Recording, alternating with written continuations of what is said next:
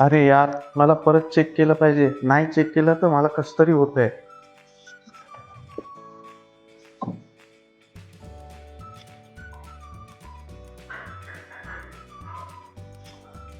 अरे यार, माझं अजून समाधानच नाही होते. परत एकदा चेक करायला पाहिजे.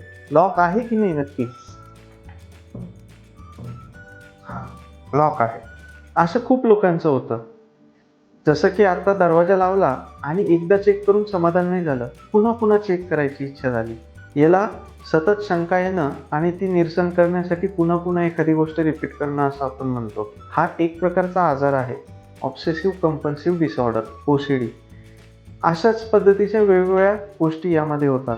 जसं की एकदा हात धुतला की पूर्ण समाधान न होणं, पुन्हा पुन्हा साबण लावणं, पुन्हा पुन्हा हात धुणं, अंघोळ करतानाही पुन्हा पुन्हा पाणी घेणं, पुन्हा पुन्हा साबण लावणं, किंवा गोष्टी एखाद्या ठिकाणी ठेवल्या असतील तर त्या असंच नाही असंच ठेवलं पाहिजे, पुन्हा पुन्हा चेक करून परत परत त्यांचं रिअरेंजमेंट करणं. पावलं टाकताना पण असंच पाऊल टाकलं पाहिजे, तसंच पाऊल टाकलं पाहिजे, पावलं मोजणं. असे वेगवेगळे प्रकारचे त्यांच्या डोक्यामध्ये एक विचार येत असतात. आणि तशा पद्धतीने गोष्टी जर नाही झाल्या तर त्यांना खूप जास्त एन्झायटी, खूप जास्त बेचैनी होते.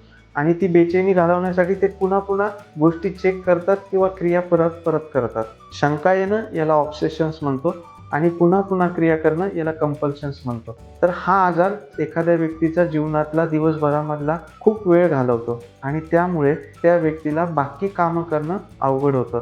अशा आजारासाठी मानसोपचार तज्ज्ञांकडे ट्रीटमेंट उपलब्ध आहे आणि याला दाखवल्यानंतर यामध्ये नक्कीच फरक पडू शकतो. धन्यवाद.